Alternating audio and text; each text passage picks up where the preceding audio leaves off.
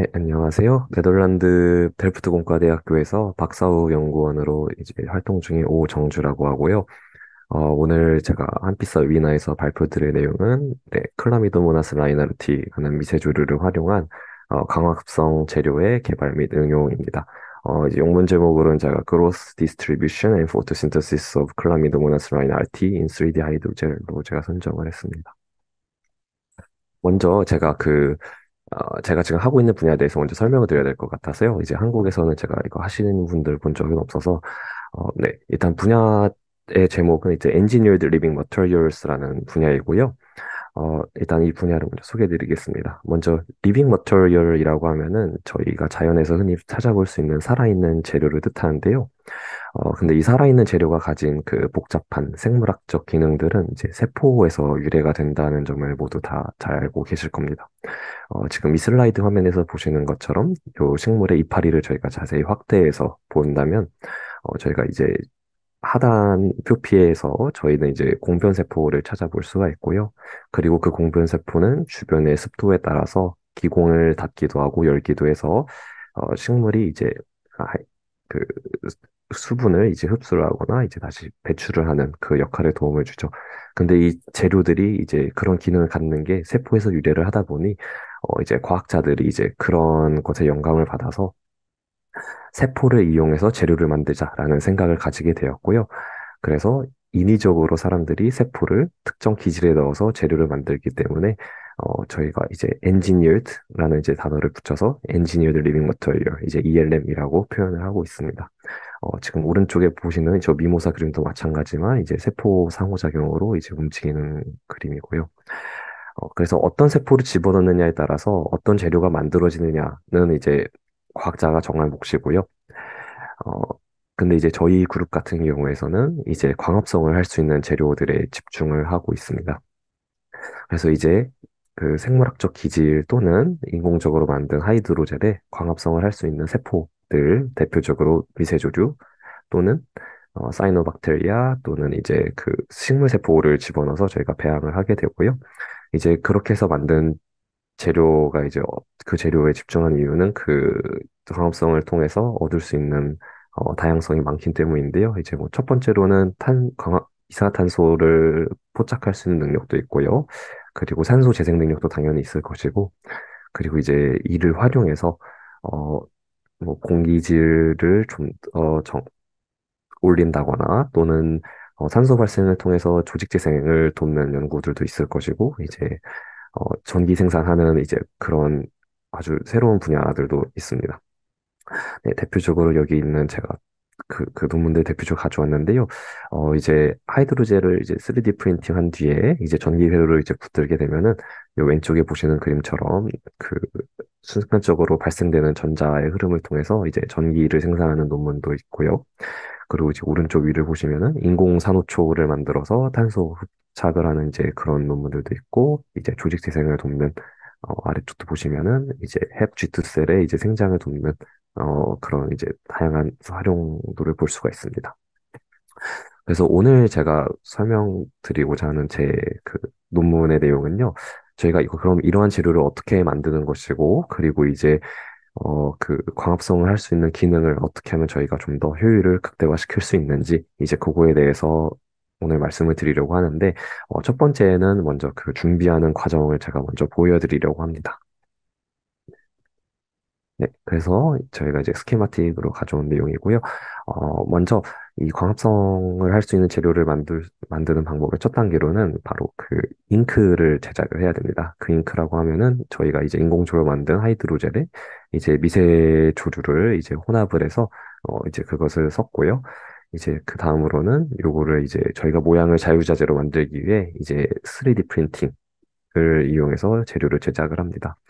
그 이후에는 기계적 물성을 이제 증가시키기 위해 크로스링킹 과정을 거치고, 그리고 이제 특정 빛 조건 아래에서 미세조류를 배양하면은 이제 미세조류가 성장하게 되는데, 요 자세한 내용은 다음 슬라이드에서 보여드리도록 하겠습니다. 네. 먼저 이제 저희가 사용한 조류는 이제 클라미도모나스 마이너르티라는 미세조류고요. 이제 어, 미세조류라는 이제 분야를 하시는 분들한테는 가장 친숙한 조류 중 하나일 것입니다. 일단 플라젤라 형태 두 개의 플라젤을 가지고 있어서 이 플라젤라가 지속적으로 움직이고요. 이제 역동성이 굉장히 강한 미세조류입니다. 그래서 이 플라젤라로 인해서 이제 포토텍시스 반응을 이제 가지고 이제 빛의 방향 쪽으로 반대로 움직이는지 또는 빛 방향 쪽으로 움직이는지도 이제 결정을 스스로 하게 되죠. 그래서 이제 잉크를 만들고 나서 뭐 잉크는 이제 엘갈, 뭐 소듐 알지네이트, 카라겐한 이제 정도로 이제 구성이 되는데 당연히 이제 칼본 소스 없이 잉크를 만들고요. 그리고 거기에 이렇게 이제 미세조류 세포를 이제 혼합을 하게 되고 그리고 이거를 이제 저희가 실험실용 주사기에 집어넣어서 이제 프린팅용으로 사용할 수 있게끔 합니다. 네. 그래서 이제 3D 프린팅을 진행을 하게 되는데요. 여기 영상에 보시는 것처럼, 어, 처음엔 이제 불필요한 잉크를 저희가 제거를 해주고요. 음, 네. 그리고 이제 원하는 모양으로 이렇게 프린트를 진행을 하게 됩니다. 네. 그래서 일일이 층층 이제 쌓아 올리는 레이어 바이 레이어 디포지션 패션을 저희가 차용을 해서 프린트를 진행을 하고요. 네. 네. 그리고 진행된 이제 3D 프린팅 3D 프린팅이 진행하고 나서는 그 재료가 사실, 어, 기기적 물성이 강하지가 않습니다. 근데 이제 저희가 가지고 있는 하이드로젤 재료 안에 이제 알지네이트가 있는데 그 소듐 알지네이트를 칼슘 용액 안에 이제 저희가 집어넣게 되면은 이제 소듐은 밖으로 방출되게 되고 칼슘이 이제 안으로 들어와서 그 알지네이트 네트워크 간에 이제 크로스 링킹을 돕게 되고요. 오른쪽 비디오 보시면 아시겠지만 이제 크로스 링킹 후에는 이제 단단해져서 저희가 이제 인위적으로 재료를 움직일 수 있게 됩니다. 네. 그리고 이렇게 빛이 꺼진 환경에서 12시간, 그리고 이제 빛이 켜진 환경에서 12시간 이렇게 배양을 하게 되고요. 그러면 이제 처음에 프린팅했던 재료는 이제 여기 보시는 것처럼 윗줄에 보시는 것처럼 저렇게 하얀 재료였지만 이제 배양 시간이 이제 2주간 지나고 나면은 이제 조류들이 그 안에서 생장을 해서 저렇게 어, 그 초록색의 이제 아무래도 엽록소 색소를 강하게 띤 이제 재료들이 만들어지게 됩니다. 그래서 어떤 디자인 파일을 가지고 어떤 프린팅을 하느냐에 따라서 만들 수 있는 재료의 모양이 가지각색이고요. 그리고 이렇게 프린팅한 이 재료들을 가지고 보시면 이 디자인 파일을 가지고 저희가 그러니까 표면적이 어느 정도 되고, 이제 볼륨은 어느 정도 되는지까지 이제 그 비율도 계산이 되기 때문에, 어, 어떻게 재료를 효율적으로 만들 것인가에 대해서도 고민을 할 수가 있게 됩니다. 네, 여기까지가 이제 재료를 어떻게 만드냐에 대한 설명이었고요. 이제 본격적으로 그 안에서 세포들이 어떻게 행동하고 이제 어떻게 생장을 하는가에 대해서 말씀을 드리도록 하겠습니다. 어, 사실 저희가 왜 이 생장을 어떻게 하고 그러니까 생장을 어떻게 하고 이제 공간적으로 어떻게 분포되는가에 대해서 관심을 가지게 된 이유가 뭐냐면, 어, 재료가 가진 광합성 성능이 좋으려면 분명 세포가 좀 더 많은 세포가 있어야 되고, 이제 좀 더 많은 세포들이 월등히 이제 광합성을 잘해야 된다라는 것이 이제 저희의 생각이었었는데, 근데 마냥 그렇지는 않다라는 게 저희 결과로 밝혀지다 보니까, 어, 그 패턴들에 대해서 저희가 좀 알고 싶었습니다. 그래서 저희가 일단 먼저 재료를 그 특정 시간 28일 동안 저희가 키워보면서 이제 세포들이 어떻게 성장하고 분포되는지를 살펴봤는데요. 보시면 여기 영일 차이는 이렇게 당연히 흰색의 그냥 3D 프린팅된 물체를 확인할 수가 있고요. 근데 이게 시간이 지날수록 이제 점점 세포들이 성장하면서 이 재료가 초록색의 엽록소 색깔이 띠는 것을 확인할 수가 있습니다. 근데 이제 이 세포들이 정말 이 모든 하이드로젤 큐브 안에 다 존재하는가에 대해서 저희가 의구심을 품어서 일단은 저 재료를 저희가 이제 절반으로 자르게 되는데요. 그 절반으로 자르게 되 보니 이렇게 자세히 보시면은 이 겉에만 이 미세조류들이 자라는 것을 확인을 할 수가 있습니다. 그래서 이 겉에만 자라는 미세조류들이 어떤 모양으로 자라는지 확인하기 위해 이 표면으로부터 이제 100 마이크로미터 아래 정도에서 이제 재료를 저희가 떼와서 이제 이것을 그 컴퓨터 마이크로스코피로 이제 저희가 확인을 하게 되는데요. 근데 영일 차이는 분명 이제 단세포들이 이제 한두 개씩 확인되는 걸 확인할 수가 있는데, 이제 시간이 지나면 지날수록, 단세포들이 여러 개로 뭉친 형태들이 이제 생장하는 것을 확인할 수가 있었습니다. 이제 클러스터 형태로 자라는 것을 확인할 수가 있었고요. 그리고 이제 그 클러스터들의 크기가 더 이상 일정 이상 자라지 않는 것도 확인할 수가 있었습니다. 그래서 이것을 광학 현미경으로 저희가 자세히 살펴보면요. 이렇게 포도 모양처럼 이제 단세포들이 이제 하나의 알맹이처럼 보이는 이제 포도 모양처럼 보이는데요. 이 알맹이들이 하나의 멤브레인 형태 안에 이제 갇혀 있는 모습을 확인할 수가 있습니다. 근데 사실 이 여러 개의 세포들이 하나의 클러스터를 형성해서 이렇게 하나의 멤브레인 안에 묶여서 자라는 이 현상이 사실 아예 없었던 현상은 아니거든요. 이제 보통 미세조류들은 스트레스를 많이 받게 되면은 저런 그 세포들이 모여서 자라게 되는 형태를 보이게 됩니다. 그래서 이 스트레스를 받았을 경우에 어, 각 다른 위치에 있는 각기 다른 세포들이 같이 모여서 군집을 형성하는 어그리게이트를 형성하는 모습도 있고요. 또는 다른 위치에 있는 다른 세포들이 그냥 그 자리에서 스스로 분열을 해서 세포 벽 안에 이제 갇혀서 이제 그 딸세포들이 서로 모여서 자라는 그런 형태를 가지기도 합니다. 자연에서는 이렇게 두 가지가 발견이 되고, 근데 이제 저희가 지금 발견한 이 경우 같은 경우에는, 세포가 아무래도 움직일 수가 없다 보니, 저 셀월 안에서 이제 딸세포들이 모여서 자라는 팔멜로이드 콜로니라는 형태로 이제 자라게 되는 것을 저희가 이제 확인하게 된 것입니다. 네.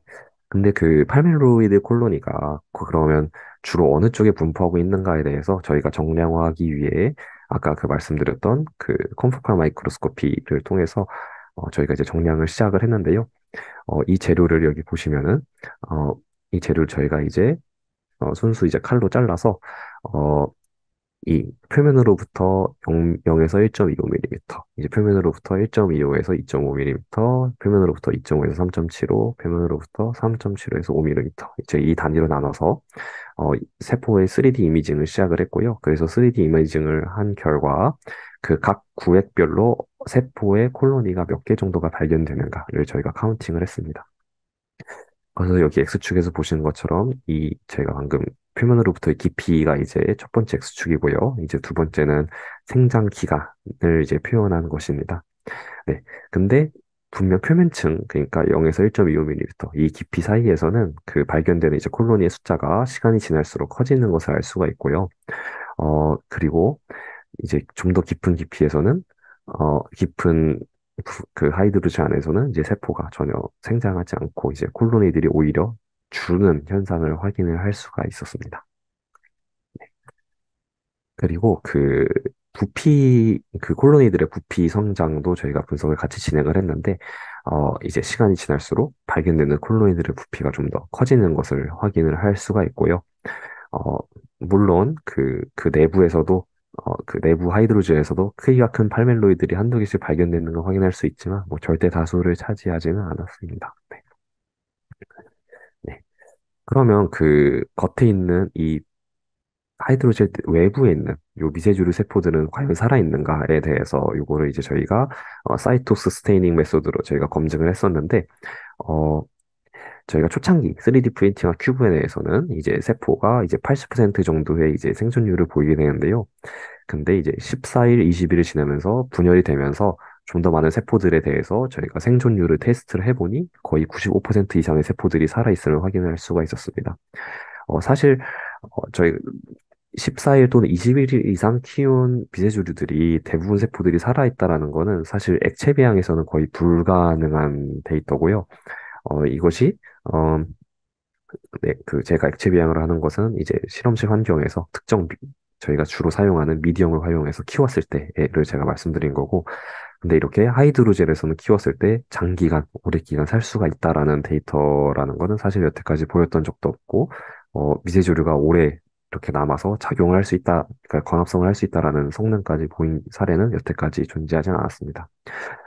그래서 이 결과를 토대로 저희가 어떤 결론이 냈냐면, 하이드로젤 외부에 이렇게 모여서 자라는구나. 그리고 이 외부에 자라고 있는 미세조류들은 모두 살아있고 이제 광합성을 할 수 있겠구나라는 이제 저희가 결론을 받아내게 됩니다. 근데 이 미세조류들이 정말 살아있는가에 대해서 한 번 더 테스트를 하기 위해 저희가 이제 하이드로젤을 약간 이제 기계적으로 파괴를 해서 그 정말 이제 다시 그 플라젤라를 이용해서 헤엄을 쳐서 헤엄을 칠 수 있는가 이제 그것을 통해서 저희가 증명을 정말 살아있는가를 증명을 하게 되는데요. 네, 지금 여기 이제 보시는 비디오는 저희가 이제 하이드로젤에 다시 그 리하이드레이션을 이제 하고 이제 세포들이 정말 이 나와서 헤엄을 치고 있는지 확인하는 이제 그 컨프칼 비디오 영상입니다. 그리고 요거를 이제 마이크로스코피 광학 현미경으로 좀 더 살펴보면은 이제 플라젤라들이 형성이 돼서 이제 재료 밖으로 나가려는 것을 확인을 할 수가 있습니다. 네.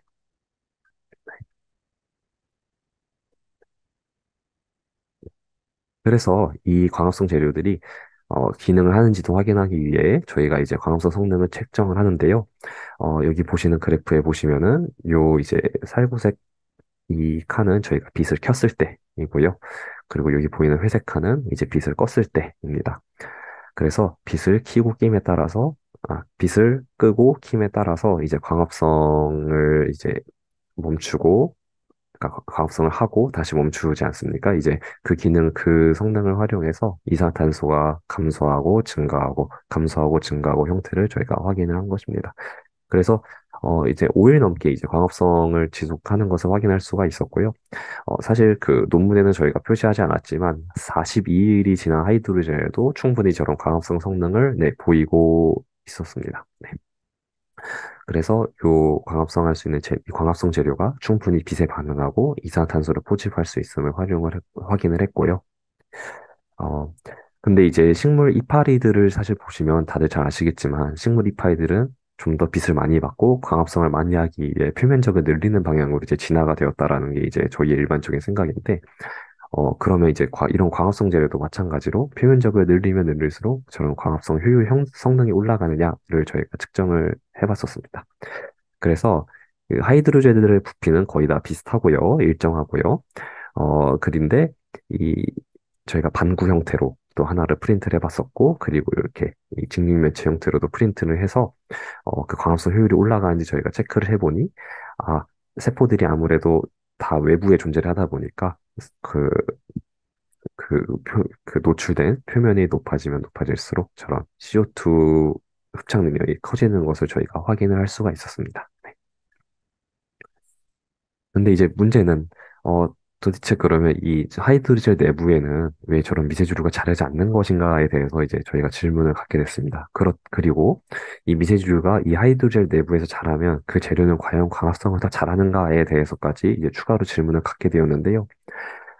이제 저희가 두 가지 가설을 세우게 됩니다. 첫 번째로는 당연히 이제 미세조류가 섭취할 그 카본 소스가 부족해서 자라지 못하는 것이다라는 게 첫 번째 의견이었고요. 자, 두 번째 의견은 어, 광합성을 하기 위해서는 분명 충분한 빛이 여기로 통과되어야 되는데 외부에 있는 존재하는 세포들이 경쟁적으로 저 빛까지 모두 다 가져가기 때문에 내부에 있는 세포들이 CO2가 부족해서 광합성을 못해 생장을 못하는 것이 아닌가라는 이제 가설을 세우게 되고 그거에 맞는 이제 실험을 진행하게 됩니다. 어, 그래서 먼저 그 공기의 확산이 과연 정말 생장의 문제인가를 테스트하기 위해 첫 번째로는 그 두 가지 형태의 저희가 하이드로젤을 프린팅을 해서 이제 그 가설을 검증을 하는데요. 첫 번째로는 이런 직육면체 모양의 프린팅을 해서 이제 2mm 두께의 프린팅을 진행을 해서 그 하이드로젤의 이제 밑 바닥에서 표면에서는 그 이제 페트리 디쉬와의 접촉해 있기 때문에 공기가 이제 자유자재로 들어오지가 않거든요. 그래서 공기가 이제 막힌 그런 공기의 출입이 자유롭지 않은 하이드로젤이 이제 왼쪽에 있는 그 프린트고요. 이제 오른쪽에 있는 3D 프린트 같은 경우에는 저희가 이제 이런 반구 모양을 프린팅을 하는데 이 내부가 비어 있는 반구 형태를 프린팅합니다. 그러면 이 내부가 비어 있으면은 이 내부의 표면에서도 분명 세포가 자랄 것이다라고 생각을 해서 저희가 이제 이런 모양을 프린팅을 했고요. 그래서 그 결과 요 직류면체 모양의 프린팅에서는 어, 여기 이 사진을 보시면 아시겠지만 요 표면 아래에서는 전혀 생장을 하지 않는 것을 확인할 수가 있고 그리고 이 발견되는 콜로니의 볼륨으로도 봤을 때 이 내부 그러니까 패트리시아 접촉한 면에서는 생장을 전혀 하지 못한 점을 확인할 수가 있습니다. 반면에 이 제 마우스로 표시한 저 가장 오른쪽 위에 있는 그림을 보시면 아시겠지만 어, 그 내부가 비어 있는 저런 방구에서는 네, 여기 외부 표피에서도 이제 자라는 것을 확인할 수가 있고요. 그리고 여기 내부에 있는 하이드로젤에서 이제 세포가 자라는 것을 확인할 수가 있습니다. 그래서 공기가 어떤 영향을 주는 요인 중 하나일 것이다라고 이제 저희가 생각을 했고, 근데 이제 그럼에도 불구하고 요 그림에서 보시면 아실 수 있겠지만, 아직도 내부에서는 그렇게 생장도가 그렇게 크지 않은 것을 확인할 수가 있습니다. 근데 이산화탄소가 정말 부족해서 그런 것인가를 저희가 간접적으로 증명하기 위해서 저희가 이제 저희가 사용하는 하이드로젤에 일부 고의적으로 이제 카본 소스를 이제 저희가 추가적으로 집어넣어서 그 생장을 다시 한번 시켜보는데요. 그 결과 이제 요 내부에 있는 그 세포들도 다시 자라는 것을 저희가 확인할 수가 있었습니다. 직접적으로 이산화탄소를 저희가 주입시켜서 확인할 수는 없었지만 이제 간접적으로 아무래도 탄소 자원이 충분하면 충분할수록 세포는 어디서든 다 자랄 수 있다라는 것을 증명한 실험입니다. 네. 그래서 세포가 이 하이드로젠 내에서 차지하는 부피를 바탕으로 이러한 이제 그래프를 저희가 만들 수가 있었고요. 그리고 이제 요 트리스 미니멀 미디엄은 이제 탄소가 아예 없는 그 하이드로젤, 이제 탭 미디엄인 이제 그 탄소원이 포함된 하이드로젤을 이용해서 이제 배양한다는 내용이고요. 그래서 여기 보시면 아시겠지만, 어, 저희가 탄소 없이 배양한 하이드로젤에서는 이제 세포 배양이 이렇게 컸고, 이제 외부에서만 0하고 0.5 그리고 1.5, 2.0mm의 그 깊이에서만 세포 배양이 컸다는 거 확인할 수가 있고, 그리고 템 미디엄에서는 비교적 트리스 미니멀 미디엄을 활용한 하이드로젤보다 골고루 좀 더 자랐다는 것을 확인할 수가 있었습니다. 어, 그 다음으로 저희가 세분 가설로 말씀드렸지만은 이제 빛의 투과가 이제 세포의 생장에 영향을 미칠 것이다라는 것을 증명하기 위해 아까 전에는 2밀리미터의 그 두께의 그 내부가 비어진 하이드로젤을 만들었지만 저희가 이번엔 두께를 키워서 빛의 투과를 약하게 한 상태에서 이제 빛의 투과를 이제 약하게 한 상태에서 한번 저희가 배양을 해봤습니다. 정확하게 제가 설명을 드리자면은 2mm보다 4mm에서는 빛의 투과도가 좀 더 떨어진 게 사실이고요. 그래서 이 외부에서 이제 이 내부로까지 가는 빛이 30%밖에 존재하지가 않거든요. 근데 2mm 하이드로젤에서는 거의 70%가량의 빛이 투과해서 나오는 것을 확인할 수가 있었습니다. 그래서 이런 디자인을 저희가 하게 돼서 이제 세포 배양을 동일하게 시작을 했는데, 이제 세포 외부에서는 저희가 이제 보시면 아시다시피 이렇게 미세주류들이 다시 여기 자라는 것을 확인할 수가 있고요. 네, 이제 내부에서는 반대로 저희가 자라는 것을 확인할 수가 없었습니다. 그래서 이러한 실험을 통해서 분명 세포는 빛이 투과가 잘 되는 곳에서도 저희가 자랄 수가 있구나라고 이제 결론을 내게 됩니다. 그래서 예전에 말씀드린 것처럼, 어, 세포를 그러면 저 하이드로젠 내부에 더 숫자를 늘렸을 때 광합성 효율이 더 좋아지는가에 대해서 저희가 실험을 진행을 했었는데요. 근데 실제로는 그 광합성 효율이 더 좋지가 않았습니다. 네, 그 이유에 대해서는 제가 뒤에 설명드리겠습니다. 사실 그 식물 이파리를 보시게 되면요. 식물 이파리는 저희가 길에 있는 나무에 있는 이파리 뜯어보시면 굉장히 얇은 걸 확인할 수가 있습니다. 얇은 이유에 대해서 이제 학계에서 이제 나오고 있는 내용으로는 첫 번째로는 그 이파리에 있는 식세포들이 빛을 골고루 받아야 되고, 그리고 두 번째로는 이산탄소를 모든 세포들이 받을 수 있는 환경이어야 된다고 하거든요. 근데 그, 그러한 식물의 적응이 저희 하이드로젤에서도 발견된 거나 사실 마찬가지이기 때문에, 당연히 그 공기가 위아래로 공고로 와야 이제 세포들이 자라고요. 그리고 빛이 골고루 추가되어야 이제 모든 하이드로젤에 이제 세포들이 자라게 되는 것인데, 그렇지 못하게 저희가 이제 인위적으로 어, 칼본 소스를 이용해서 이제 세포를 온 하이드로젤을 자라게 했을 경우에는 안타깝게도 그 미세조류 세포들이 광합성을 한다기보다 이제 세포 호흡을 통해서 좀 더 세포 호흡을 더 활발히 해서 그런 이제 헤테로트로픽하게 자라는 경우가 발견이 돼서 오히려 광합성 효율에는 좋지 못함을 저희가 확인할 수가 있었습니다. 그래서 저희가 만든 광합성 재료와 식물의 이파리 간의 유사성이 어느 정도 있다라는 것을 저희가 생각을 해서 그 다음 프로젝트로는 그러면 퍼머넌트하게, 그러니까 영구적으로 생장할 수 있는 한번 이파리를 만들어 보자라는 내용으로 저희가 팔로잉업 지금 실험을 수행하고 있습니다. 그래서 여기까지가 저희의 발표 내용이고요. 좀 더 자세한 내용을 확인을 하시고 싶으면 요 밑에 이제 Growth Distribution, Photostatic Activity of Chlamydomonas rhinearti in 3D Hydrogel 이 논문을 확인하시면 좋을 것 같습니다. 네. 그리고 이 연구는 요 European Research Council, 네, EU 펀딩하고 이제 어, 한국연구재단의 박사학위 연수 통해서 진행을 하게 되었습니다. 발표를 들어주셔서 감사합니다.